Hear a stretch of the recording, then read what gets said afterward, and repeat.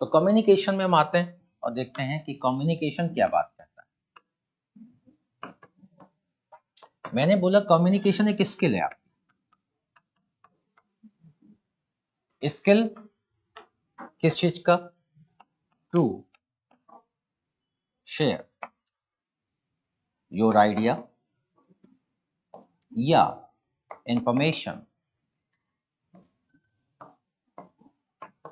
with some other people।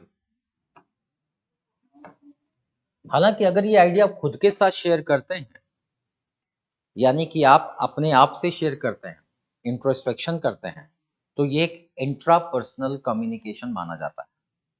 लेकिन अगर interpersonal communication में आते हैं तो यहाँ पर कुछ लोग होने चाहिए जिनके साथ आप अपनी भावनाओं को, आप अपनी जो सूचनाएं, जो आपके विचार हैं, उनको शेयर करना चाहते हैं। अब मैंने बोला था इस प्रोसेस में कई सारे एलिमेंट हैं, ठीक है। कल मैंने आपको 7 एलिमेंट बताए थे। 7 एलिमेंट पहला है सेंडर। सेंडर ऐसा व्यक्ति है जो अपनी भावनाओं को दूसरों को देने जा रहा है, ठीक है। लेकिन सेंडर को अगर देखें तो सेंडर वो व्यक्ति है जिसके पास कुछ इंफॉर्मेशन है और खाली इंफॉर्मेशन होने से कोई सेंडर नहीं बन जाता। विलिंगनेस टू शेयर हो, विलिंगनेस।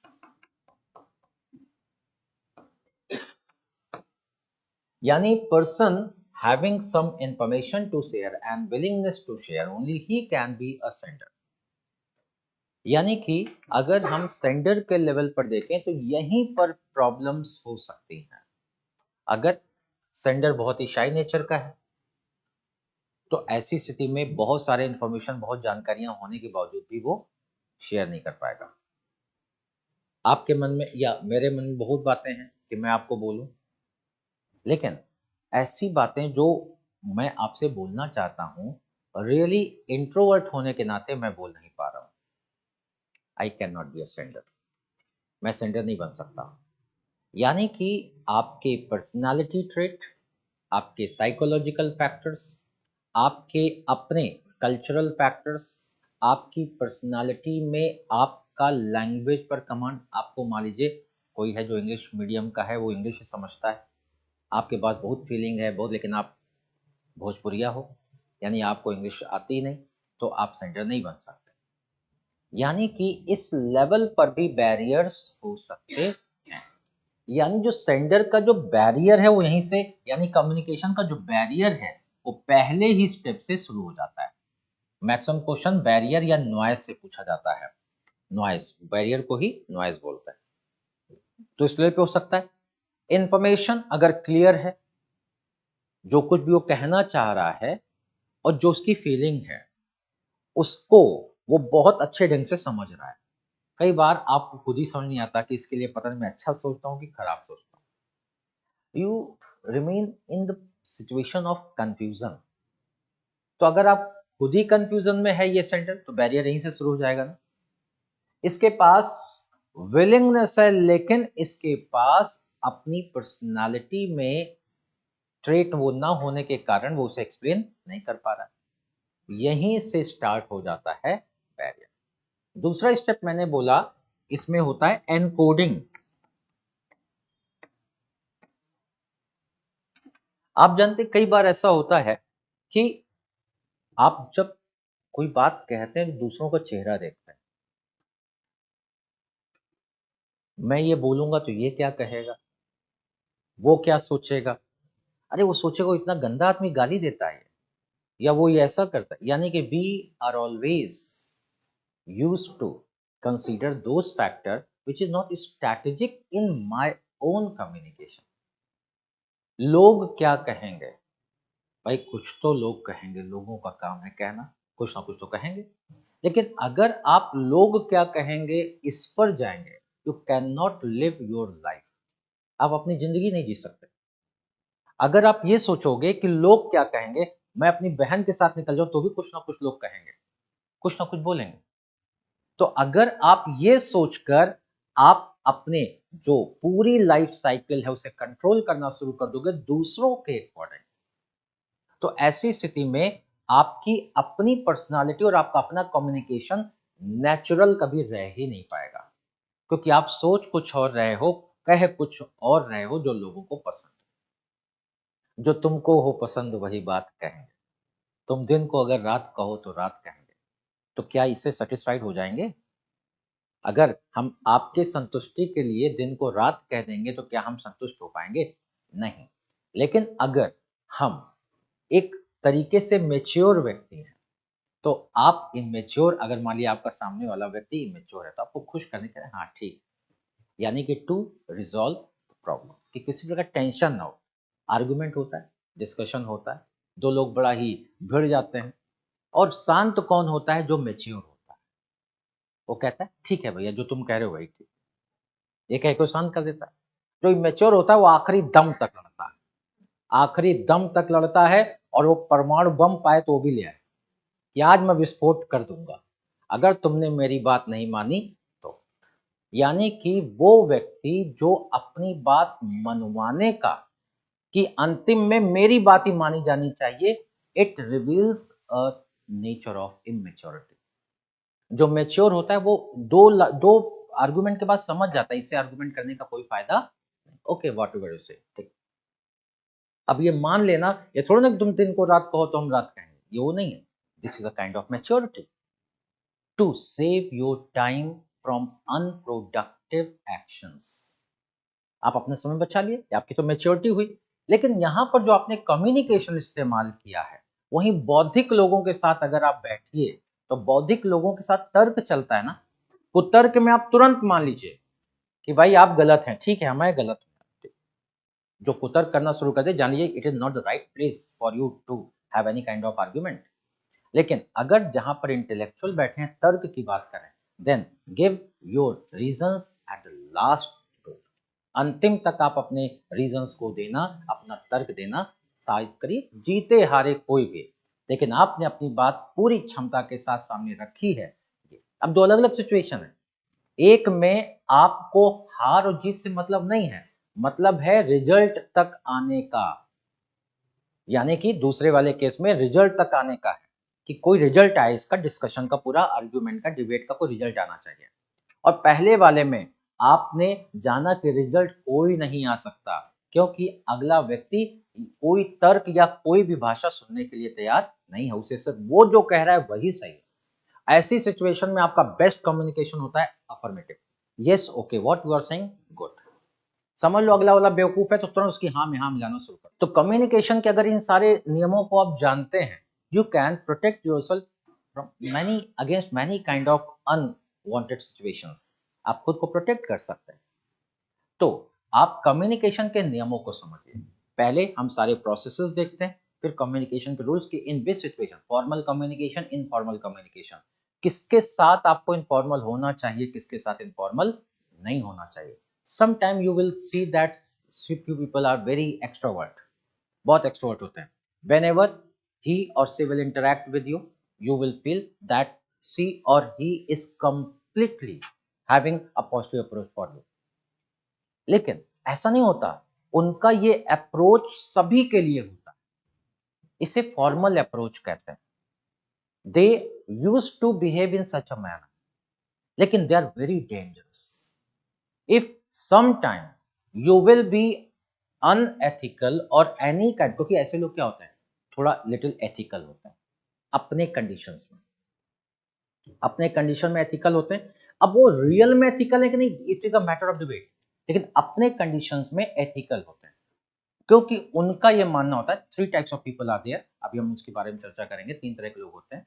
एक जो ऐसे कम्युनिकेटर होते हैं जो कि अपने कम्युनिकेशन में बहुत पॉजिटिव होते हैं, बहुत पॉजिटिव, एक्चुअली इंटरनली वो बड़े ही फ्रस्ट्रेटेड होते हैं। जो कम्युनिकेशन में बहुत पॉजिटिव होते हैं वो अपनी इंटरनल्स में बहुत ही फ्रस्ट्रेटेड होते हैं, first kind of people. Second kind of people जो रैशनल होते हैं, वो पॉजिटिव और नेगेटिव समय समय पर दोनों होते रहते हैं, कभी पॉजिटिव अप्रोच रहता है, कभी नेगेटिव हो जाता है, but they are very highly emotional. वो बहुत हाईली इमोशनल होते हैं, वो जानबूझकर आपको नुकसान नहीं पहुंचाना चाहते, they don't want to hurt you, but if you will hurt, अगर आप हर्ट करेंगे इमोशंस को, अगर आप हर्ट करेंगे उसके भरोसे को, तो दे आर वेरी डेंजरस। वो बहुत डेंजरस होता है, इतना dangerous you can not imagine it sir. Third kind of people होते हैं, they are passive. Whatever you are, उन्हें कोई फर्क नहीं पड़ता। They have their own plan, they have their own way of life, they have their own way of considerations. उन्हें इसका बिल्कुल फर्क नहीं पड़ता कि आप पॉजिटिव इंसान हो या आप नेगेटिव इंसान हो। वे अपनी जरूरत के अकॉर्डिंग वे अपने आप को ढाल लेते हैं। अगर उनकी जरूरत के अकॉर्डिंग आप पॉजिटिव चलते हैं देन वेलकम। अगर आप उनकी जरूरत पे पॉजिटिव नहीं चलते तो वो आपको रिफ्यूज नहीं करेंगे, खुद सीन से हट जाएंगे। This three kind of people are there. Third kind का होता है ना, वो होता है एंटरप्रेन्योर। यानी कि वो उसे किसी के साथ दुश्मनी नहीं करनी होती। वो क्या करता है, ही और she become a very very comfortable person. किसी के लिए भी कंफर्टेबल पर्सन रहता है क्योंकि उसे सभी से काम करवाना है, सबके साथ कम्युनिकेशन करना है। नेगेटिव के साथ अगर वो बझेगा तो क्या करेगा, अपना टाइम लूज कर देगा ना, पूरा टाइम खराब कर देगा, साथ ही साथ अपना मेंटल पीस भी डिस्टर्ब कर देगा। और वो ये जानता है थर्ड काइंड ऑफ पर्सन कि सारे लोग अच्छे नहीं हो सकते, और कोई व्यक्ति जीवन में अच्छा या बुरा नहीं होता। ये परिस्थितियां और आपका उसके साथ कम्युनिकेशन और उसका आपके साथ इंटरेस्ट का कॉन्फ्लिक्ट है जो उसे आपके लिए अच्छा या बुरा बनाता है। दुनिया में कोई भी व्यक्ति अच्छा बन के पैदा नहीं होता और दुनिया में कोई भी व्यक्ति बुरा बन के पैदा नहीं होता। जो पहली बार आपसे मिलता है ना वो आपके लिए अच्छा होता है ना आपके लिए बुरा होता है, वो न्यूट्रल होता है। आपका उसके साथ बिहेवियर, अब आपका बिहेवियर तो जैसा वैसा है ना, लेकिन उसने क्या कंसीडर किया है, it depends upon the maturity. तो ऐसी स्थिति में जब आप कम्युनिकेट करते हैं बिना उसको अच्छे से समझे, अगर आप कम्युनिकेट कर रहे हैं बिना उसकी नीड को समझे कम्युनिकेट कर रहे हैं, तो अल्टीमेटली उसके नेगेटिव परिणाम हो सकते हैं और आप कहोगे बुरा आदमी। तो कोई भी व्यक्ति जीवन में बुरा नहीं होता।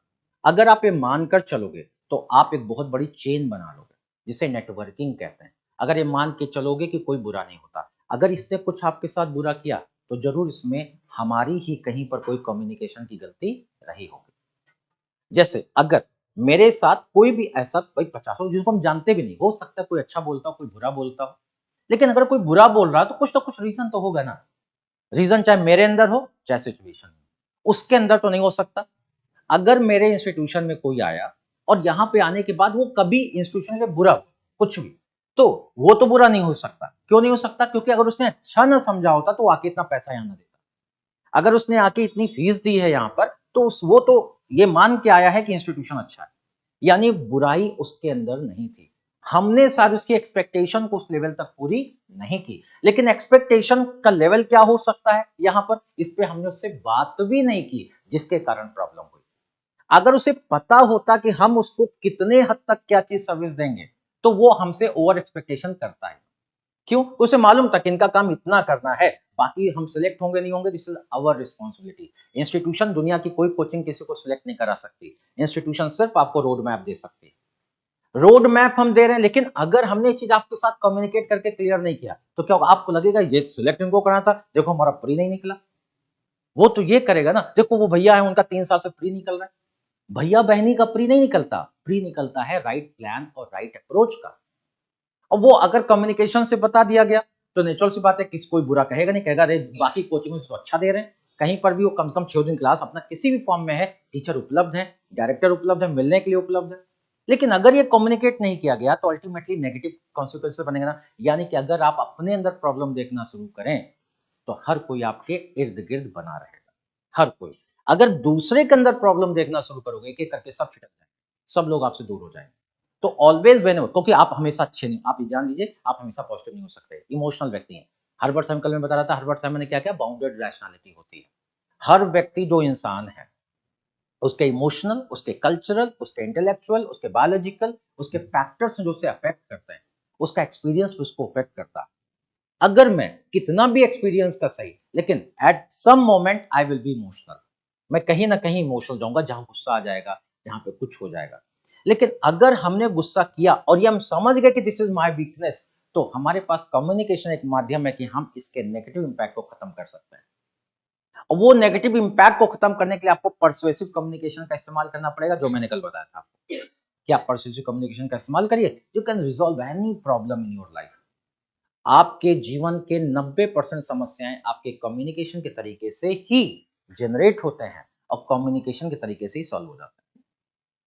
अगर आप अपने कम्युनिकेशन और कम्युनिकेशन के मेथड और वे ऑफ कम्युनिकेशन पर कमांड रखते हैं तो परेशानी आएंगी, नो डाउट परेशानी आएंगी, क्योंकि ऐसा हो ही नहीं सकता आपकी लाइफ में परेशानी ना, परेशानी एक अपॉर्चुनिटी है और कोई भी परेशानी आपको आगे बढ़ने का एक मौका देता है। Always challenges are an opportunity. जिसकी लाइफ में चैलेंज नहीं है उसको आगे बढ़ने का कोई मतलब नहीं है।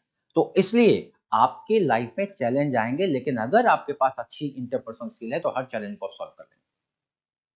तो आपको क्या करना चाहिए, चैलेंज ना आए इस पर कोशिश करना चाहिए, या चैलेंज को सॉल्व करने का, प्रॉब्लम को सॉल्व करने का हमारे पास बेस्ट स्किल हो इस पर फोकस करना चाहिए। चैलेंज नहीं आएगा मैं तो आगे बढ़ूंगा ही नहीं। भाई we are running our institution करते हैं, लेकिन अगर कम्युनिकेशन आपका राइट इंफॉर्मेशन आपके पास तक नहीं आ रहा है तो आपके डिसीजन गलत हो जाएंगे। तो इसीलिए कम्युनिकेशन पर बहुत फोकस करिए, चाहे रिसीविंग ऑफ इंफॉर्मेशन हो चाहे प्रोवाइडिंग ऑफ इंफॉर्मेशन। मैंने कहा था फिल्टरिंग से बचिए, मैंने आपको यह कहा, अगर तीसरा कोई आकर कह रहा है नेवर बिलीव। फिल्टरिंग, कल मैंने एक इसी में एक प्रॉब्लम आती है फिल्टरिंग की। क्या होता है, मैंने यहाँ पे बैठे किसी व्यक्ति से कहा कि वो जो पीछे बैठा व्यक्ति है वो इंटेलिजेंट है, बहुत ही अच्छा लिखता है, लेकिन अभी उसकी राइटिंग में थोड़ी मैच्योरिटी और आनी चाहिए। मैंने बोला, उसने इनको बताया, इसने बोला सर बोल रहे थे कि अभी उसकी राइटिंग मैच्योर नहीं है। उन्होंने बोला, पीछे तब गया तो उसने बोला कि सर कह रहे थे कि उसको लिखना ही नहीं आता। वो पीछे गया, उसने जो लास्ट में उसने बोला कि सर कह रहे थे वो उसका कुछ हो नहीं सकता, उसका कुछ हो ही नहीं सकता, वो तो इमेच्योर आदमी है एकदम। यानी whatever I was saying that will be completely turn, completely change होगा जब वो लास्ट तक पहुंचेगा। इसे कहते हैं filtering process.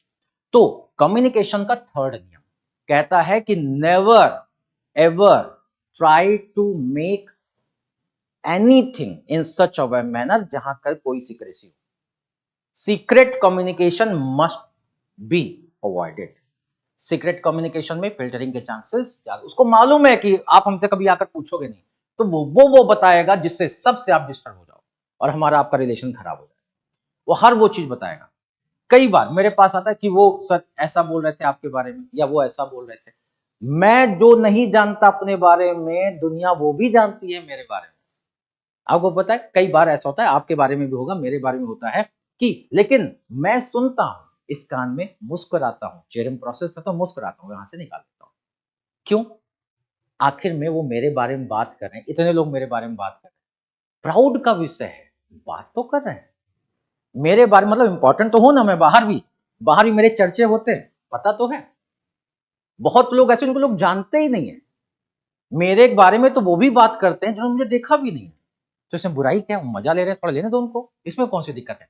But don't try to take it very seriously. इस प्रकार के कम्युनिकेशन को सीरियसली नहीं लिया जाना चाहिए।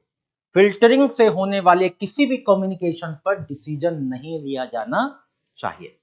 अगर ऐसे किसी फिल्टरिंग इंफॉर्मेशन पर आपने डिसीजन लिया तो डिसीजन 100% गलत होगा, इसमें कोई भी दो राय नहीं है। यह नियम चॉम्स्की लॉ है जो स्पेस लर्निंग के आधार पर यह नियम बताता है। ठीक है, तो इस एक एक प्रोसेस में यही चीज हम जानेंगे कि क्या क्या चीजों को अवॉइड करना चाहिए लाइफ में। कई बार हम जैसे कि थर्ड लेवल पे आते हैं इनकोडिंग, सेकंड लेवल पे इनकोडिंग करते हैं। अब इनकोडिंग का प्रोसेस क्या कहलाता है भाई, आपके जो इमोशंस हैं, आपकी जो इंफॉर्मेशन उन्हें वर्ड्स में, शब्दों में ढालने का जो प्रक्रिया, वही तो इनकोडिंग है। यानी कि आपके दिमाग में जो फीलिंग थी, आपने उस फीलिंग को क्या दिया, वर्ड्स दिए, यानी कि आपने ट्रांसलेट किया, translation of feeling into words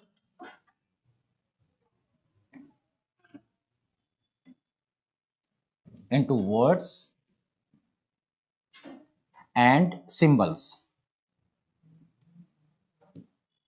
देखिए कई बार ऐसा होता है, आपके अपवर्ड, आपके जो रिस्पॉन्सेस, आपकी चीजें होती हैं, बड़ा विजिबल होता है, कई बार विजिबल नहीं होता।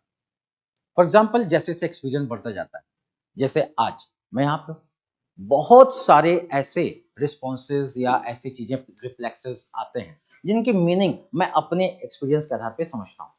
कई बार ऐसी चीजें होती हैं, लेकिन अब इन मैच्योरिटी और उसके बीच जो अंतर है वो इमोशन का है। कई बार इतने मैच्योर होने के बावजूद भी लोगों को ये फील कराना पड़ता है कि I am completely agree with, यानी कि हम जानते हैं कि आप क्या हो, आपका एक्चुअल जो स्वरूप है वो मेरे लिए क्या है, या फिर आपका जो वास्तव में कम्युनिकेशन है वो क्या है, लेकिन हर समय ये बताने की आवश्यकता नहीं है कि आप जानते हो। ठीक है, क्योंकि जब आप बता देते हो किसी को कि आप जानते हो कि तुम गलत हो, तो आगे मिलने वाला किसी प्रकार का पॉजिटिव जो होने की संभावना है ना, वो एकदम खत्म हो जाती है। लेकिन अगर उसको ये पता है कि आप नहीं जानते हो, वो आपके लिए पॉजिटिव नहीं नेगेटिव रख रहा है, लेकिन उसके बावजूद आप लगातार उसको पॉजिटिव रिस्पॉन्स करते रहोगे, तो क्या होगा, एक दिन नेगेटिविटी पॉजिटिविटी में कन्वर्ट हो जाएगा। क्यों? क्योंकि उसके पीछे कुछ ना कुछ बायस रहा होगा ना, उसके नेगेटिव होने के पीछे कुछ ना कुछ बायस रहा होगा। लेकिन अगर आपने पॉजिटिव रिस्पॉन्सेस के साथ उसको दिया हुआ है, तो वो समझ जाएगा कि फिल्टरिंग का परिणाम था जो मेरे अंदर नेगेटिविटी आई, एक्चुअल में ये ऐसे नहीं।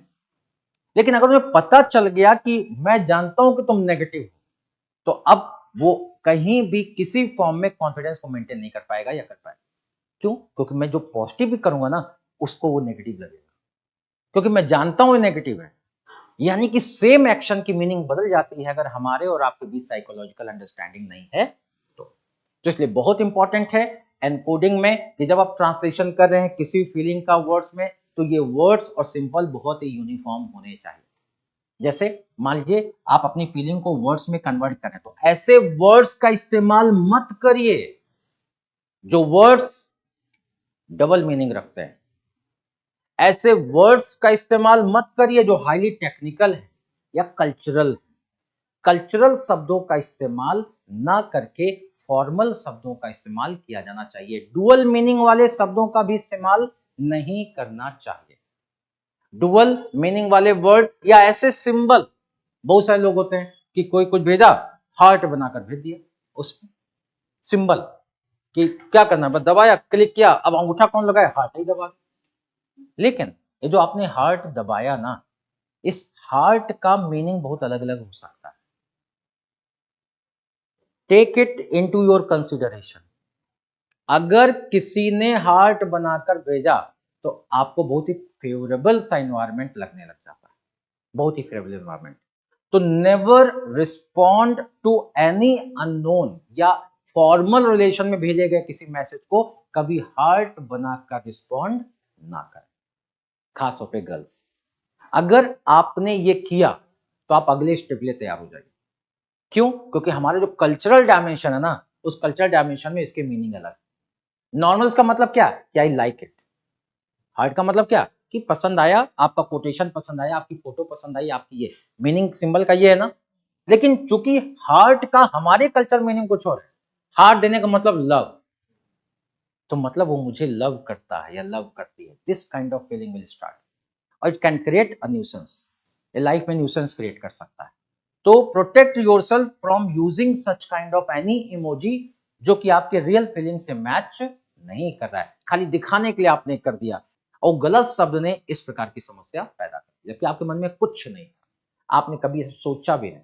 लेकिन एनकोडिंग करते समय आप बहुत अलर्ट नहीं हुए, और आपने अलर्ट ना होने के कारण ऐसे शब्दों का इस्तेमाल कर दिया जिसने गलत माहौल पैदा कर दिया।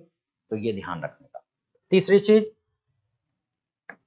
अब जो आपने एनकोडिंग किया वो किस में कन्वर्ट हो गया, मैसेज में कन्वर्ट हो गया। मैसेज क्या है, it is the physical form of your emotions.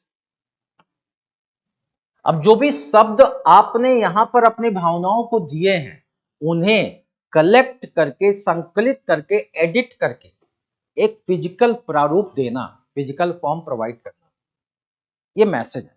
यानी message is a physical form of your emotion, ये भौतिक रूप है आपकी भावनाओं का, आपकी सूचनाओं का।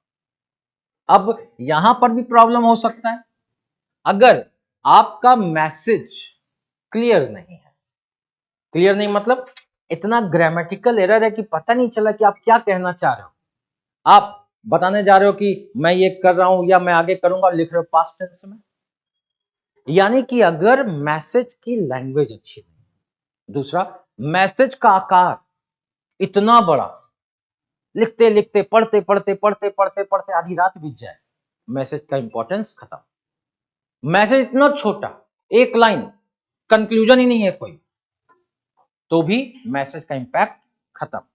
मैसेज का जो नेचर है, नेचर मतलब कि किस प्रकार का मैसेज, टेक्निकल मैसेज दे रहे हो आप इनफॉर्मल मैसेज दे रहे हो, फॉर्मल मैसेज दे रहे हो। अब फॉर्मल रिलेशनशिप में आप इनफॉर्मल मैसेजिंग कर रहे हो तो वहां पर उसका प्रभाव पड़ना पॉसिबल। मान लीजिए हमें आदेश देना है, हम कहें अरे यार मैंने तुमको कहा था कि तुम ये कर लेना, लेकिन हे तुम ये नहीं कर पाए, हे। अब ये करके कहीं कोई ऑर्डर मानेगा, कोई आदेश मानेगा? नहीं। आदेश के लिए क्या, स्ट्रिक्ट, रिजिड और डायरेक्ट इंस्ट्रक्शंस होने चाहिए ना, कि you have to do it otherwise I will take action against you. ये आदेश होना चाहिए। आदेश होना यार कर लो, नहीं तो मुझे क्या कुछ करना पड़ेगा। अब इस तरह की बातें जब आप करोगे इट विल इंपैक्टलेस। लेकिन इनफॉर्मल, हमें आपके साथ कम्युनिकेशन बड़े फॉर्मल होके उस करे तो उसका इंपैक्ट नहीं होगा।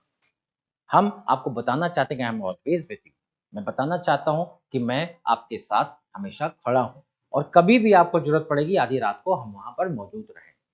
अब ये इनफॉर्मल मेरी फीलिंग है जो हम आप तक कन्वे करना चाहते हैं। अब इसके लिए हम बड़ा फॉर्मल का इस्तेमाल करें तो उसका सेंस और उसका इंपैक्ट दोनों नहीं आएगा।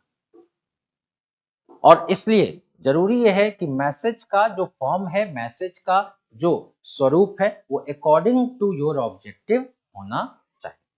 ठीक है, नहीं तो ये भी क्या क्रिएट कर देगा, नॉइस। ये भी बैरियर क्रिएट कर देगा, नॉइस क्रिएट कर देगा।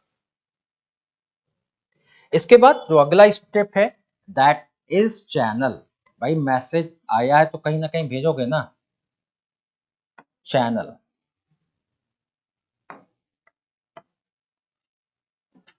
चैनल क्या होता है, माध्यम जिससे आप संदेश को भेजते हैं। आपने देखा होगा ये कम इंपॉर्टेंट नहीं होता। हमने आपको मैसेज भेजा, अब मैसेज हमने किसके थ्रू और कैसे भेजा, मतलब हमने मैसेज भेजा प्यून से, उसका इंपैक्ट। हमने मैसेज भेजा इनसे, उसका इंपैक्ट। हमने मैसेज भेजा श्रुति मैम से, उसका इंपैक्ट। और हमने खुद आकर वो मैसेज करने किया, उसका इंपैक्ट। और जो टीचर आपको पढ़ा रहा है उस टॉपिक से जुड़ा मैसेज कुछ उसी टीचर से दिलवाया, उसका इंपैक्ट। सबका अलग अलग होगा कि नहीं होगा? सबसे कम इंपैक्ट किसका होगा? सबसे कम इंपैक्ट प्यून या इनका होगा, क्योंकि ये आपके काम से डायरेक्ट जुड़े हुए नहीं, आपके काम या आपके सिस्टम से। उसके बाद कम इंपैक्ट किसका होगा? उसके बाद किसका इंपैक्ट कम होगा? मैम का। क्यों? क्योंकि वो मैनेजमेंट देख रही, टीचिंग से जो जो पढ़ाया गया है या उसमें टेस्ट है या कुछ ऐसा है, ये चीज। लेकिन यहां पर मैनेजमेंट की क्रेडिबिलिटी क्या है, टीचर से ज्यादा या टीचर से कम, ये मायने रखेगा। अगर यहां पर टीचर भी मैनेजमेंट के अंडर में काम कर रहा है, यानी टीचर वो कर रहा है जो मैनेजमेंट कह रहा है, तब आपके लिए एक ही व्यक्ति की बात इंपॉर्टेंट होगी, वो होगी मैनेजमेंट। लेकिन अगर मैनेजमेंट लूज है, मैनेजमेंट इनइफेक्टिव है, वो आपके नीड को, आपके एक्सपेक्टेशन को पूरा नहीं कर रहा है, तो आपके लिए सिर्फ एक ही व्यक्ति की बात इंपॉर्टेंट होगी, या तो मैं या तो टीचर, दो की ही इंपॉर्टेंट होगी। क्यों? क्योंकि ultimately I am accountable for everything, मुझे उसका जवाब देना है, तो इसलिए वो होगा। लेकिन डिपेंड करता है कि किसके साथ आपका रिलेशन किस तरीके का है। अगर मुझसे हेजिटेशन है तो मेरा उतना इंपैक्टफुल नहीं होगा, यानी कि आप हमसे हेजिटेशन किसी तरीके का, फियर हो सकता है, रिस्पेक्ट हो सकता है, अवॉइडेंस हो सकता है, व्हाटएवर। तो ऐसे में फिर हर काम आप किससे, आप मैम के थ्रू कराना चाहोगे, मैम सर से कह दीजिए, मैम ये कर दीजिए, मैम आप डायरेक्ट मेरे पास नहीं आएंगे अगर मैंने ओपन कम्युनिकेशन आपके साथ नहीं रखा। ठीक, यानी बेस्ट फॉर्म क्या, मैं आपके साथ ओपन कम्युनिकेशन और क्लियर कम्युनिकेशन रखूं। अब इसमें दिक्कत है, रख क्यों नहीं सकते, ये रखते क्यों नहीं? व्हेन स्टार्टेड द ऑर्गेनाइजेशन, तब हर एक बच्चा तो क्लोजली कनेक्टेड था ना, क्योंकि अकेले ही शुरू किया था। लेकिन धीरे धीरे वो जो इनफॉर्मल चैनल्स बीच में आए, उनका रीजन क्या, क्योंकि अब ऑर्गेनाइजेशन बड़ा है और यहां पर एक जगह परमानेंट रह पाना पॉसिबल नहीं। तो ऐसी स्थिति में अगर मैं कानपुर में हूं या वाराणसी में हूं, तो यहां का सिस्टम कौन देखेगा? फिर तो मेरे बिना खत्म हो जाएगा। तो I have to create some proper centres ना। तो ऐसी स्थिति में अगर मैं डायरेक्ट कम्युनिकेशन करूं, उनकी कोई वैल्यू नहीं रह जाएगी फिर। तो ऐसी स्थिति में कम्युनिकेशन में संदेश भेजने के लिए इनफॉर्मल चैनल्स की जरूरत नहीं होनी चाहिए, फॉर्मल चैनल का इस्तेमाल होना चाहिए। फॉर्मल चैनल कौन है? आपका मैनेजमेंट। तो जो मैनेजमेंट आपको डिलीवर करेगा, यानी संदेश भेजने का जो चैनल हो वो फॉर्मल होना चाहिए, अगर प्रॉब्लम फॉर्मल है, अगर उद्देश्य फॉर्मल है। लेकिन अगर इसमें भी मान लीजिए अभी कोई ऐसा आपको बड़ा इमरजेंसी मैसेज भेजना है और आप कबूतर का इस्तेमाल कर रहे हैं। भाई कबूतर भी तो मैसेज भेजने के लिए भेजा जाता था पहले। अब कबूतर यहां वहां जब तक बैठा गया तो मतलब प्रॉब्लम ही खत्म। तो ऐसी स्थिति में डिलेड चैनल, ऐसा चैनल जो आपके, मान लीजिए आप सीक्रेट मैसेज भेज रहे हैं और पेजर पे भेज रहे हैं, सीक्रेट मैसेज भेज रहे हैं, ओपन लेटर में भेज रहे हैं, तो ये सही चैनल नहीं होगा ना। यानी राइट सिलेक्शन ऑफ चैनल या सिलेक्शन ऑफ राइट चैनल। जैसे कॉलेज में हम लोग होते हैं, स्कूल में होते हैं, यूनिवर्सिटीज में होते हैं। अगर कोई बहुत ही इंटेलिजेंट या कोई बहुत ही इंटेलेक्चुअल टीचर कोई चीज कहता है तो हम बहुत जल्दी से स्वीकार कर लेते हैं। भाई वेलफेयर इकोनॉमिक्स पर मैंने भी 2009 के पहले जो भी अपना रिसर्च थ्योरी था, तो वहां पर भी ये कहा था कि जब तक हम वेलफेयर के डायमेंशंस पर, यानी कि जो इंडेक्सेस हैं उन पर ना जाकर actual sub division of society पर फोकस नहीं करेंगे, तब तक हम कभी भी रिजर्वेशन या एसओ को वेलफेयर इकोनॉमिक्स का हिस्सा नहीं बना पाएंगे। क्योंकि हमें, अगर हम देखें तो चाहे ओबीसी का रिजर्वेशन हो, चाहे एससी एसटी का रिजर्वेशन हो, मात्र 20-25% लोग 95% ज्यादा रिजर्वेशन पे कब्जा करके बैठे हुए हैं। तो इनका सब डिवीजन करना पड़ेगा। ये लॉन्ग टाइम बैक जब हमने रिसर्च की थी तब मैंने कहा, और इस पर 2017 में जब रोहिणी कमीशन बना तो ये अपने आप में बहुत बड़ी बात हो गई, क्योंकि जज रोहिणी साहब ने कहा ये बात, अमर सेन ने जब एक बात कही नोबेल प्राइज मिल गया। लेकिन क्या अंतर था? मेरी क्रेडिबिलिटी नहीं थी, उनकी क्रेडिबिलिटी थी। यानी message is not important, sometime the channel which is conveying the message that gives the meaning to the message. Credibility, मैं उस समय रिसर्च स्कॉलर था तो मेरी तो कोई क्रेडिबिलिटी थी नहीं, तो इस वजह से मेरे स्टेटमेंट जो मैंने कोडिफाई किए कि ये होना चाहिए, वो 10 सालों के बाद आकर उसको इन्होंने रियलाइज किया। लेकिन क्या मुझे नोबेल प्राइज मिलेगा? नहीं मिलेगा। क्यों नहीं मिलेगा? क्योंकि जिस समय मैंने बताया मेरी क्रेडिबिलिटी नहीं थी, मेरा वो चैनल नहीं था। आज की डेट में इस प्लेटफॉर्म पे जब कोई बात कहता हूं तो लोग उसकी चर्चा करते हैं, लेकिन जब मैं इस प्लेटफॉर्म पे नहीं था तब मेरे उस बात की चर्चा कोई करता नहीं था। इसका मतलब चैनल हमेशा क्रेडिबल रखे क्या है। तो ऑलवेज एडॉप्ट दैट चैनल, यह है मीन्स या मीडियम। प्रॉब्लम यहां भी हो सकता है, चैनल क्रेडिबल नहीं है तो आपके मैसेज को कोई स्वीकार नहीं करेगा। अगर चैनल एप्रोप्रिएट नहीं है मतलब सही क्रेडिबिलिटी के साथ, सही उद्देश्य के साथ, यानी जो आपका लक्ष्य उसके अकॉर्डिंग आपका चैनल नहीं है, तो स्वीकार होने की मैसेज संभावना नहीं हो। ठीक है। अब चैनल के बाद क्या होता है, कई सारे मॉडल कहते हैं कि ये मैसेज जाएगा रिसीवर के पास, लेकिन प्रॉब्लम ये है कि रिसीवर तो वो बनेगा जो पहले मैसेज को समझ पाएगा, क्योंकि रिसीवर वो व्यक्ति होता है जिसके पास मैसेज को डिकोड करने की क्षमता होती है और विलिंगनेस होता है डिकोड करने का। ठीक है। तो ऐसी स्थिति में जो डिकोड कर पाएगा वही तो रिसीवर बनेगा। कुछ लोग कहते हैं नहीं, रिसीवर पहले मैसेज एक्सेप्ट करेगा तभी तो डिकोड करेगा, लेकिन जो साइबरनेटिक मॉडल है वो कहता नहीं, पहले डिकोडिंग होगी और जो भी डिकोडिंग कर पाएगा वही बन जाएगा रिसीवर। डिकोडिंग क्या है? इमोशंस को वर्ड्स में ना कन्वर्ट करके वर्ड्स को इमोशन में कन्वर्ट करने की प्रक्रिया। भाई ये एनकोडिंग था। एनकोडिंग क्या था? इमोशंस को वर्ड में कन्वर्ट करना। अब वर्ड को फिर से इमोशंस में कन्वर्ट करना, ये कहलाता है डीकोडिंग। ये एनकोडिंग था। अब अगर जो सेंडर ने इमोशंस को रिप्रेजेंट करने के जो वर्ड यूज किए थे, अगर एक कल्चरल हुआ या दो अर्थी हुआ, डबल मीनिंग वाला हुआ, तो बहुत चांस है कि डिकोडिंग में सेम इमोशन ना रिप्रेजेंट हो पाए जिस इमोशन के साथ ये भेजा गया था। इसलिए ऐसे वर्ड्स का इस्तेमाल करना चाहिए जो यूनिफॉर्म हो, जिसकी मीनिंग सेंडर के लिए भी वही हो और रिसीवर के लिए भी वही हो। अदरवाइज क्या जनरेट हो जाएगा? बैरियर्स, नॉइज जनरेट हो जाएगा। ठीक है। अब रिसीवर कौन है?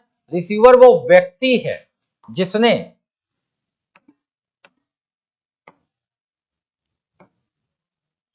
रिसीवर वो व्यक्ति है जिसने मैसेज को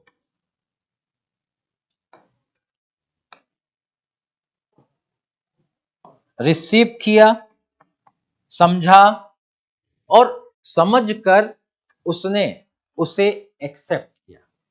लेकिन ये कैसे पता चलेगा कि जो सेंडर बताना चाहता रिसीवर ने वो समझा? फीडबैक।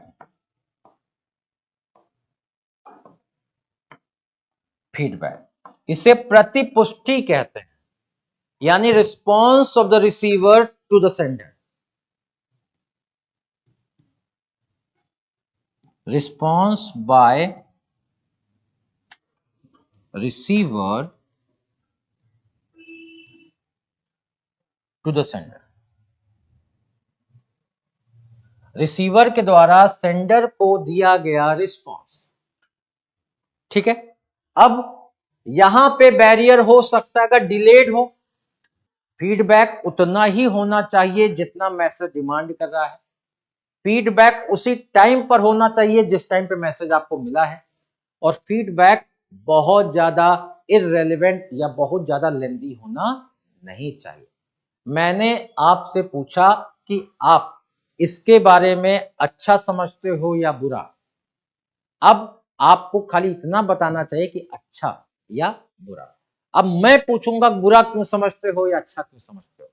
लेकिन अगर मैंने पूछा कि आप इसके बारे में अच्छा समझते हो या बुरा, और आपने बताया कि बुरा, और कहानी बतानी शुरू कर दी, पूरा उपन्यास, उसकी चालीसा गाना शुरू कर दिया आपने, तो ये एक अच्छा कम्युनिकेशन नहीं माना जाता। कम्युनिकेशन में फीडबैक बहुत इंपॉर्टेंट है, लेकिन फीडबैक आपका बहुत ही संतुलित होना चाहिए। जो नपे तुले शब्दों में जवाब देता है वो बहुत ही इंटेलेक्चुअल माना जाता है, यानी आपकी इमेज बन जाती है उससे। आप नपे तुले शब्दों में जवाब दीजिए, इतनी बड़ी बातों को एक लाइन में कह दीजिए। तो आदमी कहता है इतने सब कहानी का एक लाइन देखो जवाब दीजिए, यानी कि आपकी इमेज एक इंटेलेक्चुअल और एक बहुत ही इफेक्टिव कम्युनिकेटर की बन जाती है अगर आप लिमिटेड शब्दों में जवाब देते हैं। आप फीडबैक फेशियल एक्सप्रेशन से भी दे सकते हैं। फेशियल एक्सप्रेशन, स्माइलिंग फेस, अगर आपको चीजें अच्छी लगी आप स्माइल कर सकते हैं। जो नहीं कि आप बोलिए, आप स्माइल कर सकते हैं, मतलब यू हैव एक्सेप्टेड। लेकिन बार बार स्माइल करिए, दे दनादन स्माइल, वो नेगेटिव हो जाता है ना। जब देखा तब खीसे निपोड़ दिया, जब देखा तब। तो ये अपने आप में बहुत ही पॉजिटिव, हेल्दी जो एक पर्सनल स्किल माना नहीं जाता। वेन एवर इज रिक्वायर्ड, तभी, नहीं तो हम समझ ही नहीं पाएंगे। जब हर बार देखने पे खीसे निपोड़ दोगे तो कैसे पता चलेगा कि मेरी बात का फीडबैक है या ये खाली जबरदस्ती का ही है या इसका नेचर है ये।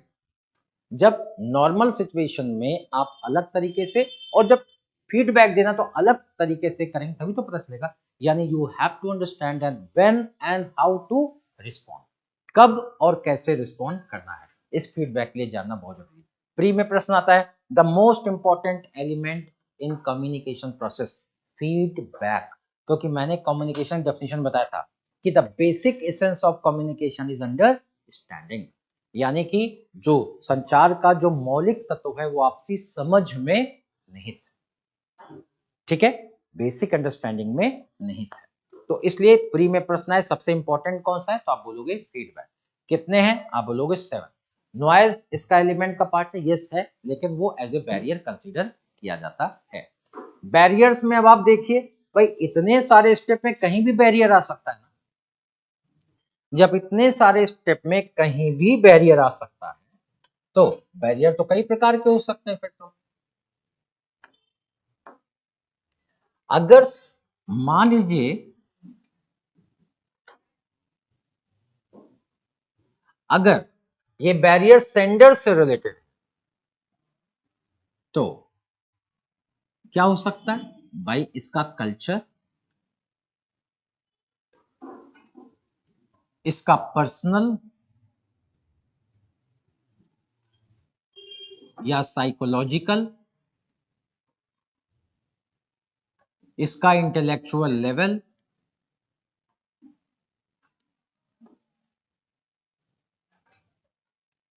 इंटेलेक्चुअल, साइकोलॉजिकल, कल्चरल, ये तीनों प्रभावित कर सकते हैं ना। साइकोलॉजिकल मतलब पर्सनालिटी, कल्चरल मतलब जिस संस्कृति से वो आया है सेंडर, और जो उसका इंटेलेक्चुअल स्थिति यानी एनकोडिंग करते समय कैसे शब्द का इस्तेमाल करे, उसकी इंटेलेक्चुअल एबिलिटी, ये सब प्रभावित करे ना। अगर हम देखें कि एनकोडिंग और इन सब प्रोसेसेस को, तो भाई इसमें तो एनवायरमेंटल फैक्टर भी रोल प्ले करते हैं। किस प्रकार के, अर्बन एनवायरनमेंट से आ रहा है, रूरल एनवायरनमेंट से आ रहा है, या ज्वाइंट फैमिली से आ रहा है, या न्यूक्लियर फैमिली से आ रहा है, ये सब उसके अपने फीलिंग्स को, अपने अनुभव को प्रभावित करेंगे ना। तो environmental factors, experience of sender,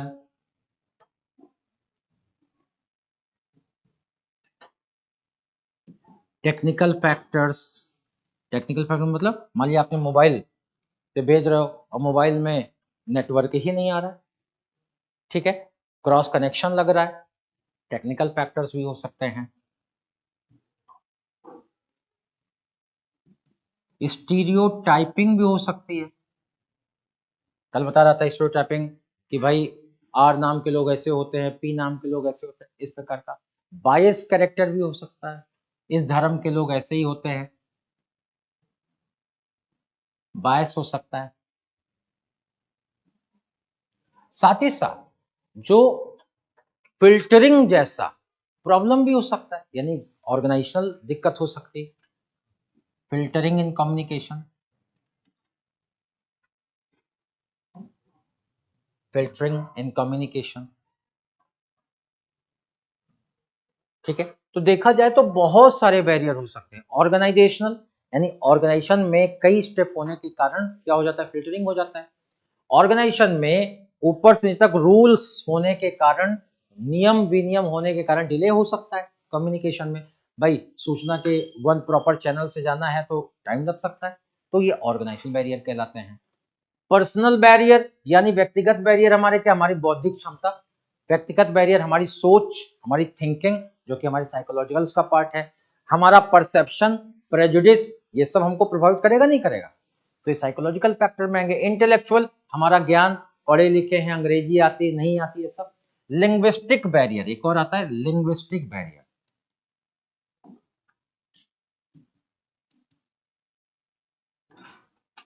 भाई आप अपने जितने भी इंफॉर्मेशन को कन्वे तो लैंग्वेज के माध्यम से कर देना। Language is means to communicate, जिस चीज से या जिसका इस्तेमाल करके आप अपनी फीलिंग को दूसरों तक पहुंचाते हैं, भाई वो आपकी भाषा ही तो है। तो लिंग्विस्टिक बैरियर भी हो सकता है कि भाई सेंडर का और रिसीवर का अगर लैंग्वेज अलग अलग है, साथ ही साथ सेंडर के लैंग्वेज में बड़ा टेक्निकल शब्दों का इस्तेमाल है, गॉबलीगुड टेक्निकल शब्दों का इस्तेमाल है, या मेडिकल भाषा में लिखा हुआ है मैसेज, पूरा कोई समझ ही नहीं पाएगा, खाली दवा का दुकानदार समझ पाए तो समझ पाए। तो ऐसी स्थिति में ये मैसेज में बैरियर्स हो सकते हैं।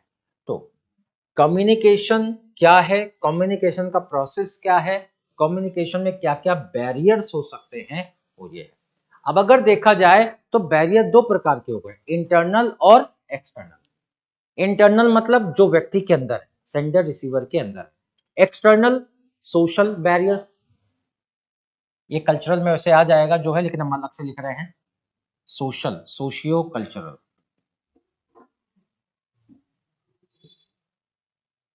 अब सोशल बैरियर क्या है?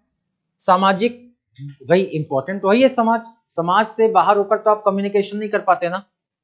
समाज आपकी रेयरिंग करता है, समाज ही बताता है कि आपको इस मामले में कैसे बोलना है। आपको अगर आपसे पूछा, देखिए हमारी सोशल क्या है कम्युनिकेशन में, अगर पूछा जाए कि सिगरेट, एल्कोहलिज्म के बारे में आपकी क्या राय, 90% नेगेटिव बोलेंगे, नहीं बहुत खराब है, ये है वो है। सेक्सुअल बिहेवियर के बारे में 90% लोग कुछ ऐसे ही बोलेंगे, लेकिन प्रैक्टिकली उनका कुछ और विचार होता है।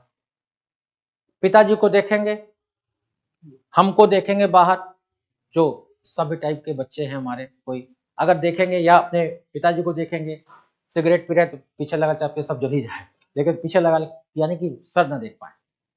या ये क्या है, ये कल्चर है, ये कल्चरल बैरियर्स कि उन्होंने रोका उसको, जबकि वो करना चाहते हैं उसको, लेकिन कल्चर के कारण रोक दिया उन्होंने। तो ये जो कल्चरल बैरियर्स हैं, ये कहीं ना कहीं फ्री कम्युनिकेशन में एक समस्या पैदा करते हैं। कल्चर के कारण हम पापा के सामने नहीं बोल सकते, हम उनके सामने नहीं बोल सकते, हम इसकी बात मम्मी से थोड़ा करेंगे, हम इसकी बात पापा से थोड़ा करेंगे, दोस्तों से करेंगे। यानी कि कम्युनिकेशन में बहुत सारे सोशल कल्चरल बैरियर्स होते हैं। तो पूछा जाए इंटरनल ज्यादा इंपॉर्टेंट है कि एक्सटर्नल, आपकी राय में जो बाधाएं हैं इसमें संचार में, ये आंतरिक ज्यादा महत्वपूर्ण है कि बाहरी? आंतरिक मतलब आपकी बौद्धिक क्षमता, आंतरिक का मतलब आपका बायस अप्रोच, आपकी स्टीरियोटाइपिंग, आंतरिक का मतलब आपकी साइकोलॉजिकल कंडीशन, वो ज्यादा इंपॉर्टेंट है, या एक्सटर्नल? एक्सटर्नल मतलब एनवायरनमेंट जिसमें आप डिसीजन ले रहे हैं, कम्युनिकेशन कर रहे हैं, क्योंकि कम्युनिकेशन तो आप परिस्थिति के अनुसार ही करते हैं ना। तो आपके अकॉर्डिंग आंतरिक फैक्टर ज्यादा महत्वपूर्ण है या बाहरी? बताओ। इंटरनल ज्यादा इंपॉर्टेंट, बताइए, इंटरनल या एक्सटर्नल? इंटरनल। एक्सटर्नल की कितनी भूमिका है? ठीक है, इंटरनल फैक्टर ही इंपॉर्टेंट है, क्योंकि बाहर के एनवायरनमेंट को हम कंसीडर कैसे करें तो हमारा इंटेलेक्चुअल एबिलिटी और हमारा परसेप्शन यही से तय होगा ना। चाहे जितना अच्छा एनवायरनमेंट, आप कितने अच्छे हैं मायने नहीं रखता, मैं आपको कितना अच्छा समझता हूं मायने ये रखता है। आप कितने सुंदर हैं ये मायने नहीं रखता, मैं आपको सुंदर समझता हूं कि नहीं मायने ये रखता है। कोई भी अपने आप में सुंदर या वो नहीं होता, कोई जो उसको प्यार कर रहा है, मान रहा है, वो उसे कितना सुंदर समझ रहा है, इंपॉर्टेंट ये। ठीक है, यानी कभी भी सुंदरता फेस में नहीं है, देखने वाले की नजर में होते।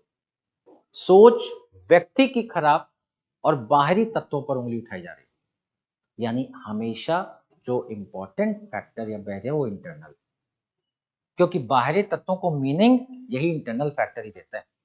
इसलिए इस प्रकार के प्री में क्वेश्चन आते हैं कि अगर पूछा जाएगा कि इंटरनल या एक्सटर्नल, तो आप बोलेंगे इंटरनल फैक्टर ज्यादा इंपॉर्टेंट है। दूसरा, ऑर्गेनाइजेशनल फैक्टर इंपॉर्टेंट है कम्युनिकेशन में या पर्सनल फैक्टर? पर्सनल फैक्टर को आपको दबाना पड़ेगा।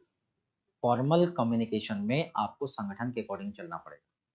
अगर यहाँ पर आपको बोला गया कि आप आई कार्ड लगा कर आइए, अब आप पर्सनली चाहते हैं कि नहीं चाहते हैं मायने नहीं रखता, क्योंकि ऑर्गेनाइजेशन की आइडेंटिटी के अकॉर्डिंग आपको आई कार्ड वेयर करना पड़ेगा, अगर आपको ऑर्गेनाइजेशन ने प्रोवाइड किया है तो। ठीक है, अगर ऑर्गेनाइजेशन ने आपको 12:30 आने के लिए कहा है, तो भले ही आपको लगे कि सर तो 12:45 पर आएंगे, लेकिन आपको 12:30 पर ऑर्गेनाइजेशन में आ जाना होगा। ठीक है, ये अपने आप में ऑर्गेनाइजेशनल फैक्टर्स के इंपॉर्टेंस को दर्शाता है।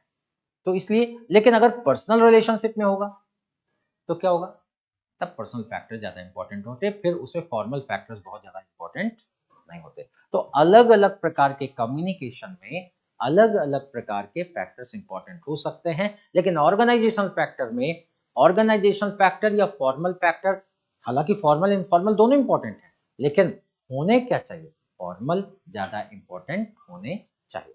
अगर ये कहा जाए कि किसी भी प्रकार के इनफॉर्मल कम्युनिकेशन में, अनौपचारिक संचार में जो सबसे इंपॉर्टेंट फैक्टर होता है वो कौन सा होता है, सोशियो साइकोलॉजिकल फैक्टर। अनौपचारिक संचार में क्या होगा, सोशियो साइकोलॉजिकल नहीं, personal factors more important, not organisational. अनौपचारिक, आप निकले झुंड बनाकर गए चाय पीने के लिए, अब वहां पर संगठन का रूल इंपॉर्टेंट है, वहां पर आप एक दूसरे को पसंद कर रहे हैं कि नहीं, कि एक साथ खड़ा होना चाहते हैं कि नहीं, इंपॉर्टेंट है। एक दूसरे से राय मिल रही है कि नहीं, इंपॉर्टेंट है। संगठन के साथ राय मिल रही है, नहीं मिल रही, इंपॉर्टेंट है। संगठन में आप हैं भाई, हर साल जो लोग आते हैं ऑर्गेनाइजेशन के अंदर वो फॉर्मल जुड़ते हैं ना, और इनमें से कुछ ऐसे होते हैं जो लाइफ लॉन्ग के लिए इनफॉर्मल जुड़ जाते हैं।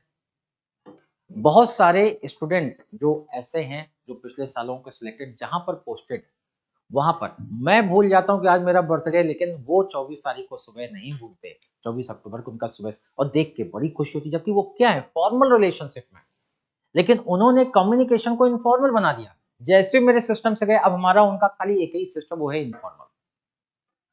अब अगर व्यक्तिगत तौर पर मैं उनको रिस्पॉन्ड करूंगा, उन्होंने दिया, मैंने व्यक्तिगत तौर पर उनको रिस्पॉन्स किया, तब तो दोबारा फिर करेंगे, नहीं तो नहीं करेंगे, है कि नहीं। तो बहुत सारे ऐसे बच्चे जो 12-15 साल पहले सिलेक्टेड हैं, जो कि बहुत बड़े बड़े पदों पे पहुंच गए, वे इनफॉर्मल कनेक्शन में है, फॉर्मल कनेक्शन में नहीं। तो अब अकॉर्डिंग, कहने का मतलब क्या है, जो बैरियर्स है, ये बैरियर्स ऑर्गेनाइजेशन या वो दोनों हो सकते हैं, लेकिन इफेक्टिविटी जो आपके कम्युनिकेशन के होता है, उसमें कॉन्टेक्स्ट को ध्यान में रखना बहुत जरूरी है। अगर कम्युनिकेशन करते समय कॉन्टेक्स्ट को ध्यान में नहीं रखा गया, तो ऐसा कम्युनिकेशन कभी इफेक्टिव कम्युनिकेशन में कन्वर्ट नहीं हो सकता। ठीक है, टाइप ऑफ कम्युनिकेशन, ये देखें, कम्युनिकेशन के संचार के प्रकार।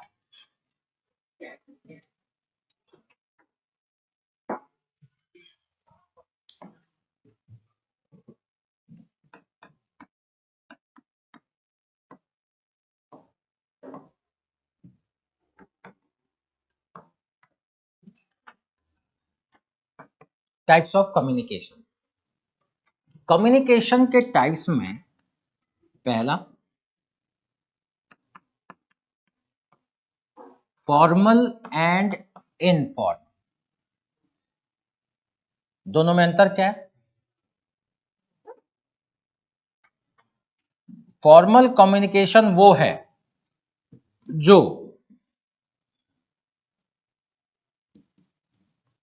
थ्रू प्रॉपर चैनल होता है, यानी डिफाइंड है, from where to start and where to end, कहां से शुरू होगा, कहां पे खत्म होगा, तय है। Rules fix and pre defined, rules के अनुसार होगा, पहले से पूर्व निर्धारित जो नियम है उनके अकॉर्डिंग होगा, और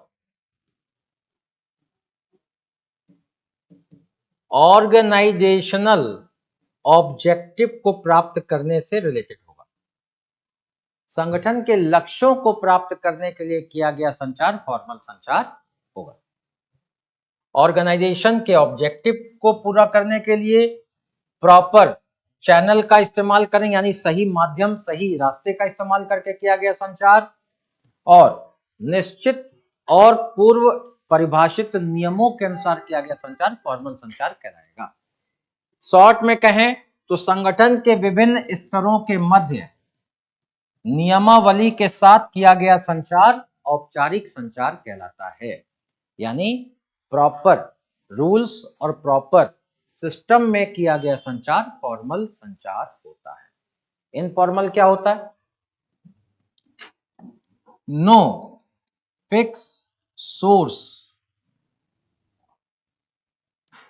ऑफ कम्युनिकेशन, कोई सोर्स नहीं है, नो प्रॉपर चैनल फॉलोड, कोई भी प्रॉपर चैनल का पालन नहीं किया जाता, नो डिफाइंड रूल्स और प्रोसीजर, कोई स्थापित नियम या कोई स्थापित प्रक्रिया नहीं होती इस प्रकार का संचार करने के लिए। तो ये नॉर्मली पर्सनल कम्युनिकेशंस होते हैं, पर्सनल या साइकोलॉजिकल कम्युनिकेशंस होते हैं, और ये ऑर्गेनाइजेशनल कम्युनिकेशन होते हैं, ये सांगठनिक संचार होते हैं, ये पर्सनल संचार होते हैं। ठीक है। इनफॉर्मल कम्युनिकेशन को नॉर्मली ग्रेप वाइन का नाम दिया जाता है। क्या बोलते हैं इसको? Grep wine. इसे र्यूमर्स भी कहा जाता है, अफवाहें भी कहा जाता है। फायदा क्या है? देखिए, informal communication are natural while formal communication are artificial. Pre में प्रश्न ऐसा पूछा जाता है कि इन दोनों में से कौन सा नेचुरल है, कौन सा आर्टिफिशियल। तो फॉर्मल कम्युनिकेशन इज आर्टिफिशियल, क्योंकि यहां तय किया जा रहा है कौन किससे संचार करेगा। यहां पर कुछ भी तय नहीं किया जा रहा है, कौन किससे संचार करेगा ये कुछ भी स्पष्ट नहीं है। ये कहीं से भी शुरू हो सकता है और कहीं तक भी फैल सकता है, ये नेचुरल। ठीक है। दूसरा है verbal and non verbal.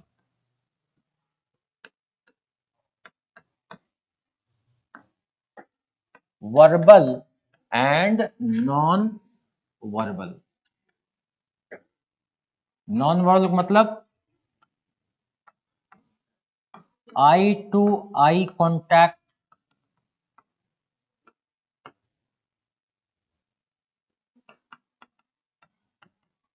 Facial expression,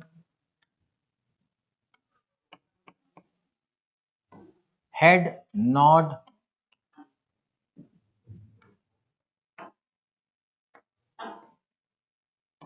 way of sitting,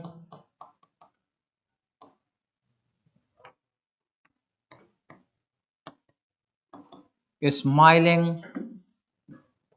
ये सब क्या है? नॉन वर्बल, जिसमें बोला ना जाए, एक्सप्रेशंस।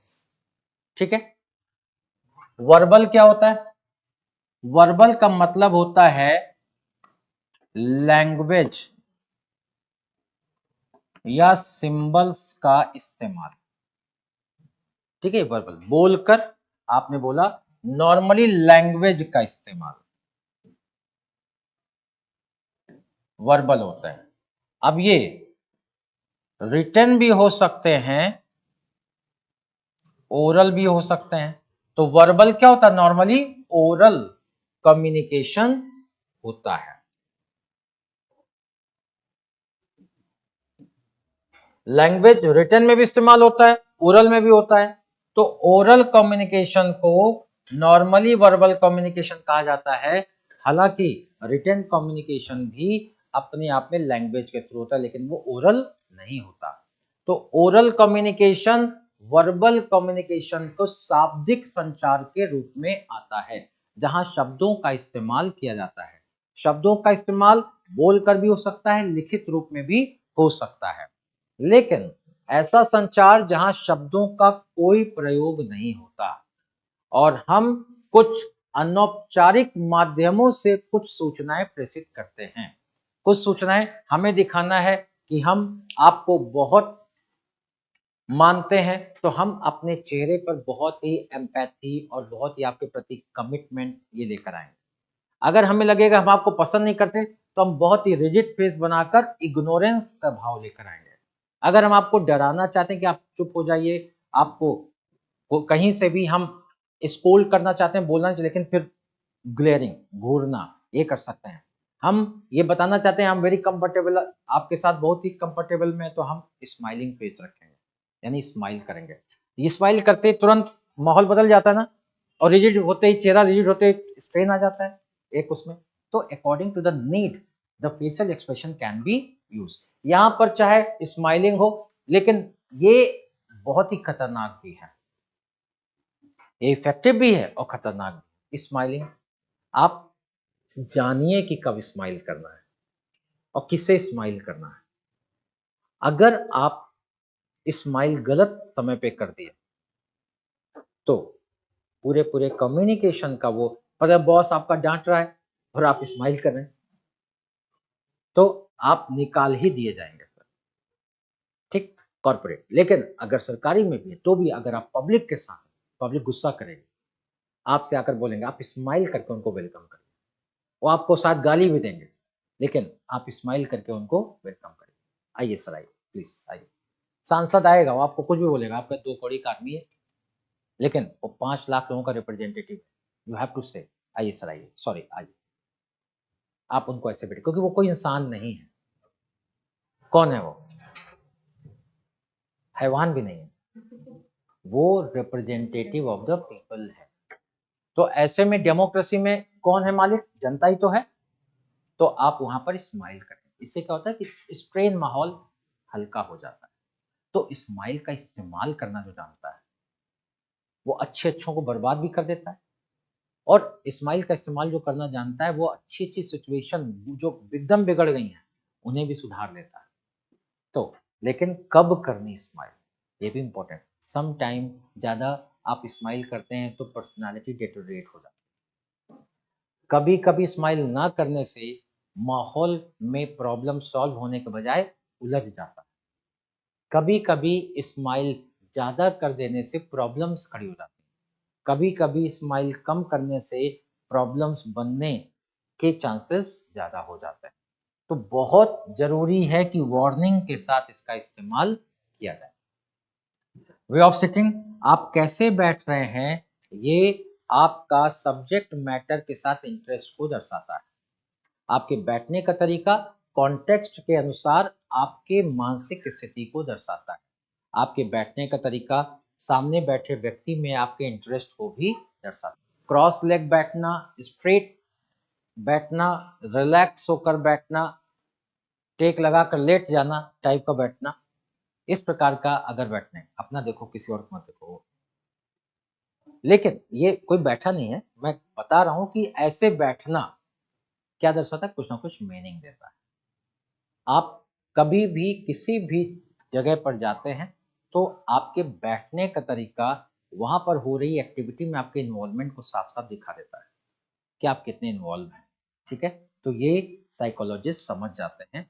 जब आप जाते हैं इंटरव्यू बोलने, बहुत ऐसे ऐसे करके बैठते हैं और पूछ के जाते हैं ऐसे करके बैठना है कि ऐसे ऐसे करके बैठना है, कैसे, मतलब कि बैठने का तरीका पता है नहीं, आप ये सब कर नहीं सकते, आपका बॉडी रिफ्यूज कर देगा। बी कंफर्टेबल, शुरुआत से ही बैठने का एक आइडियल तरीका आप डेवलप करें, जिससे कि कोई मीनिंग निकालने का मौका ना मिले, और आप अकॉर्डिंगली कंफर्ट जोन में रहिए। लेकिन अगर किसी ने बता भेजा यहाँ जो इंटरव्यू में आते हैं सर कैसे बैठे क्या करें, तो लोग बताए थे भाई कंफर्टेबल बैठिए, लेकिन उनके बैठने का पसर जाना उनका आदत है, और धीरे धीरे इंटरव्यू खत्म होते तो पसर ही जाते हैं वो।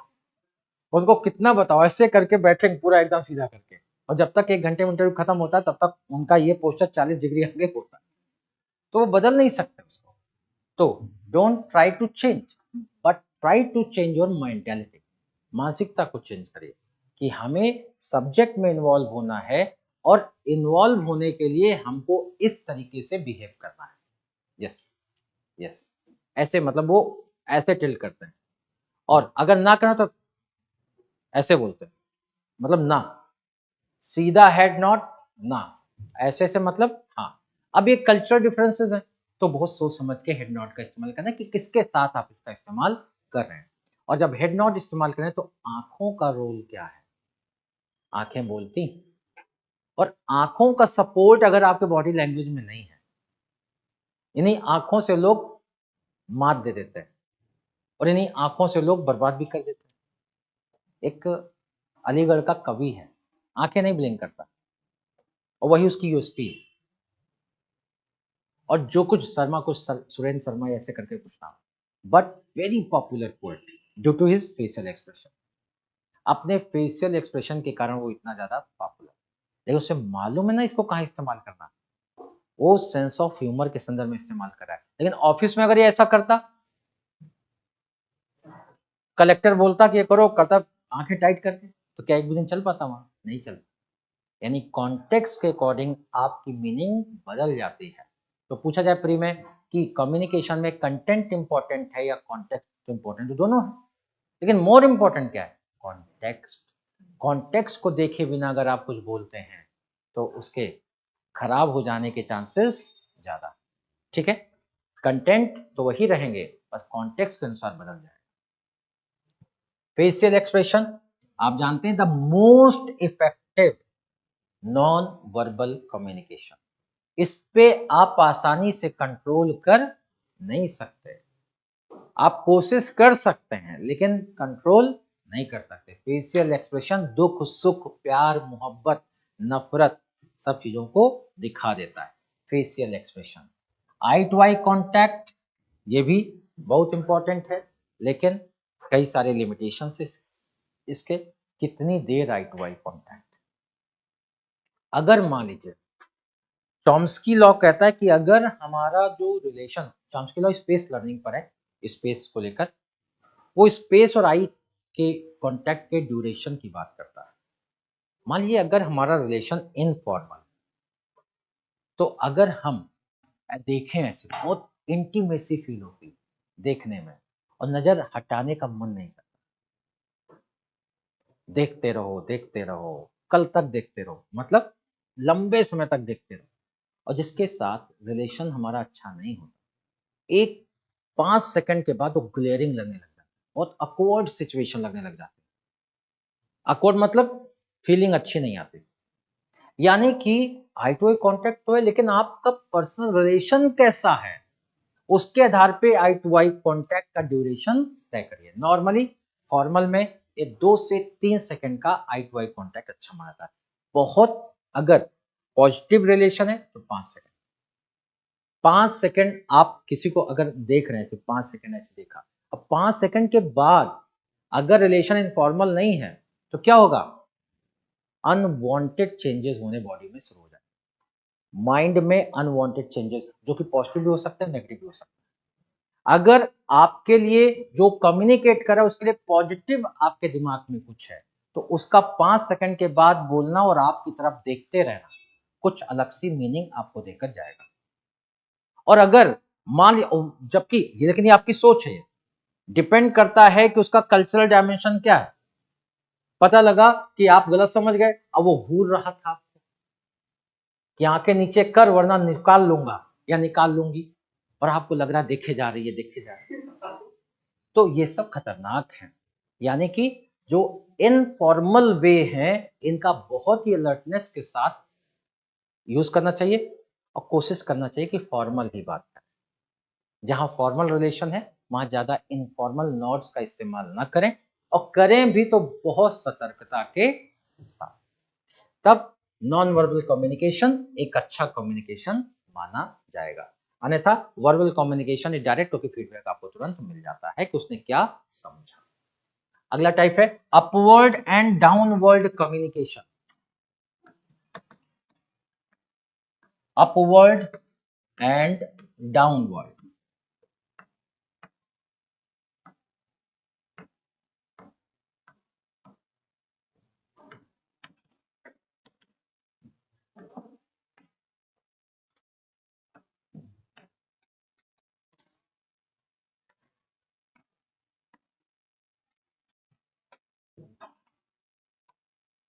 डाउनवर्ड जब सुपीरियर नीचे की ओर कम्युनिकेशन करता है सबऑर्डिनेट के साथ,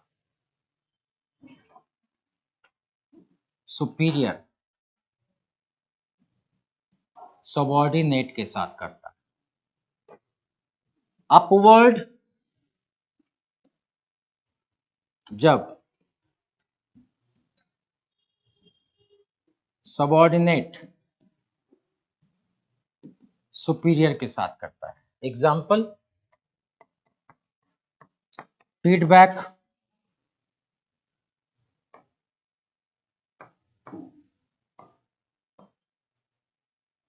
complain, etcetera. Example order, instructions, directions, etcetera. Downward communication का एग्जाम्पल है आदेश देना, निर्देश देना, या किसी भी प्रकार से जो उनको निर्देशित करना वगैरह, ये सब डाउनवर्ड कम्युनिकेशन है। अपवर्ड कम्युनिकेशन क्या है? जब सबऑर्डिनेट अपने सुपीरियर को फीडबैक देता है, कोई कंप्लेन करता है, किसी प्रकार का जो रिव्यू देता है, ये सब चीजें, रिव्यू, फीडबैक वगैरह, ये सब अपवर्ड कम्युनिकेशन में आएगा। और ऑर्डर, डायरेक्शन, इंस्ट्रक्शन, ये सब डाउनवर्ड कम्युनिकेशन में आएगा।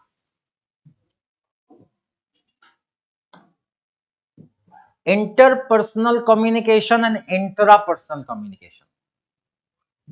इंटरपर्सनल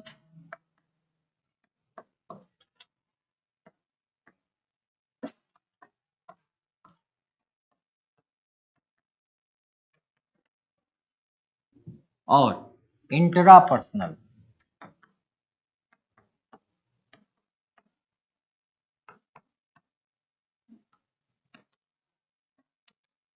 इंट्रापर्सनल कम्युनिकेशन,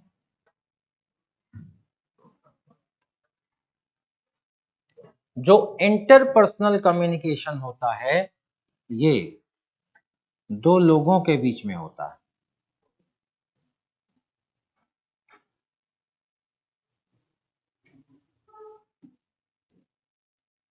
यानी व्यक्ति और व्यक्तिनी के बीच में, व्यक्ति या व्यक्ति के बीच में, एक ऑर्गेनाइजेशन से दूसरे ऑर्गेनाइजेशन के बीच में, ये इंटरपर्सनल कम्युनिकेशन माना जाता है जब दो लोगों के बीच में हो तो। इंट्रापर्सनल, एक ही व्यक्ति के द्वारा अपने बेटर जो इंटरनल डायमेंशंस हैं, जिसे कहते हैं इंट्रोस्पेक्शन, ये अपने से ही बात कर रहा है, अंतरात्मा से बात कर रहा है, इनर सेल्फ से बात कर रहा है, ये होता है इंट्रापर्सनल कम्युनिकेशन, इंट्रोस्पेक्शन।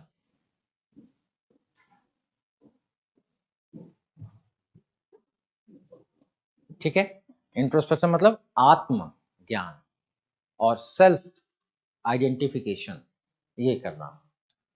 ये जो है, ये जब हम लोग समाधि में लीन होते हैं, जब हम परम ज्ञान को प्राप्त करते हैं तो ऐसे प्राप्त करते हैं।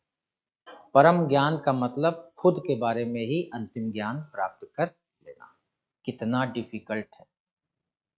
ऊपर को किसने जाना? महात्मा बुद्ध बोले कि ये परिनिर्वाण के पहले उन्होंने एक नया धर्म और एक नई चीजों को चलाया और बोला कि हमको तो ज्ञान मिल गया।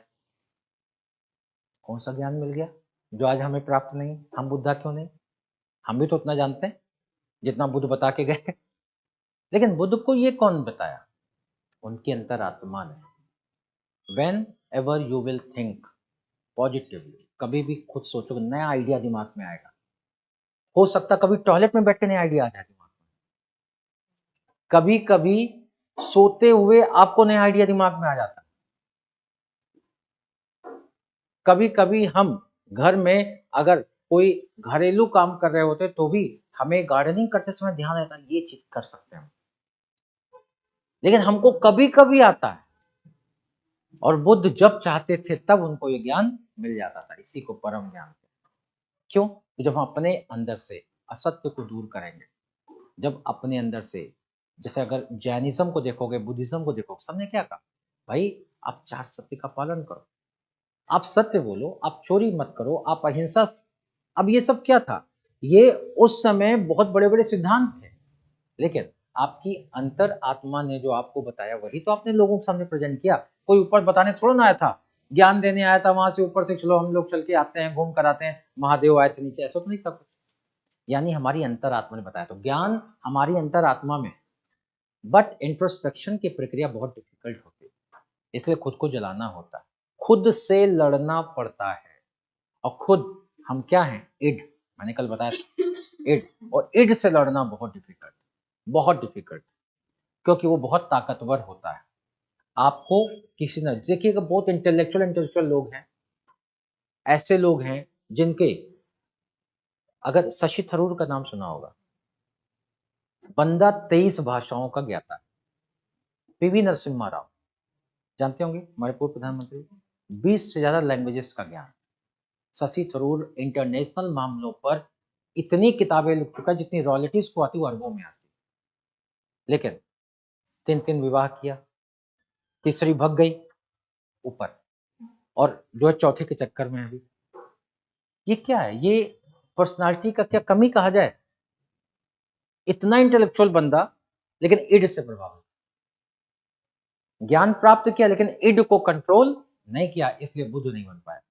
नहीं तो ज्ञान इतना है, ट्रांसजेंडर बिल लाने वाला शशि थरूर था राज्यसभा में, और कोई सांसद के पास इतनी क्षमता नहीं होती कि वो बिल बना डाले पूरा, लेकिन उसने बनाया।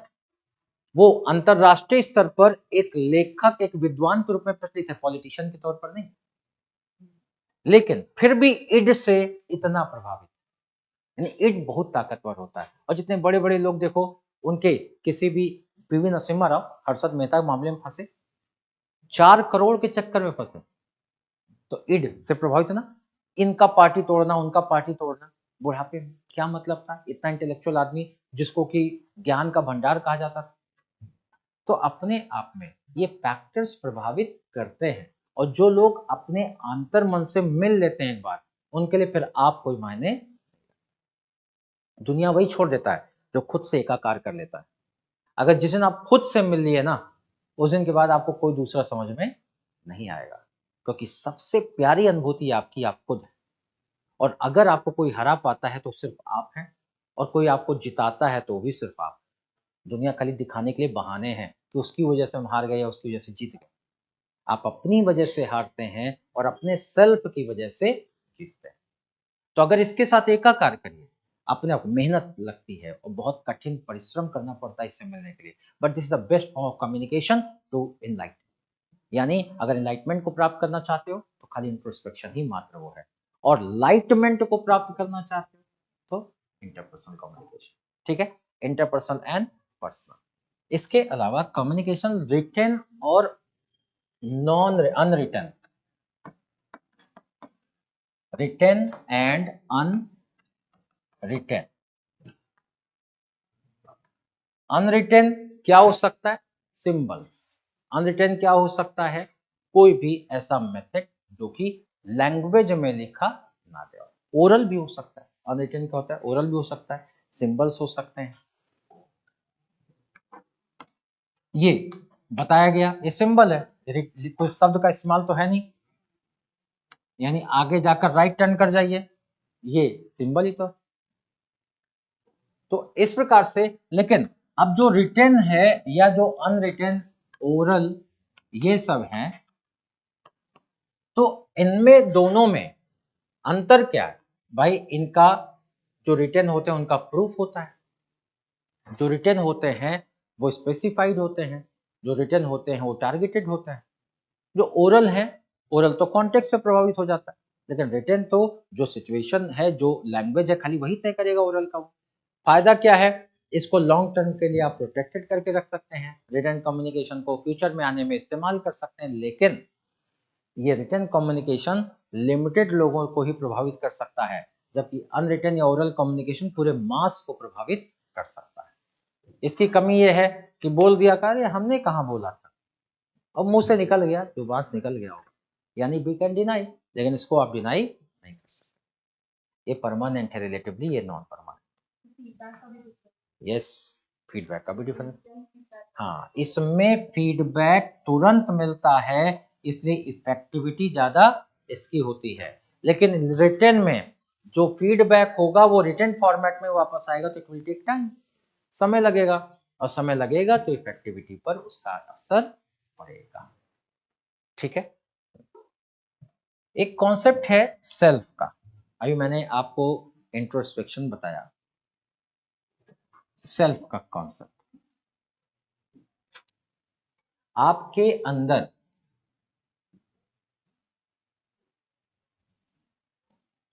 दो चीजें,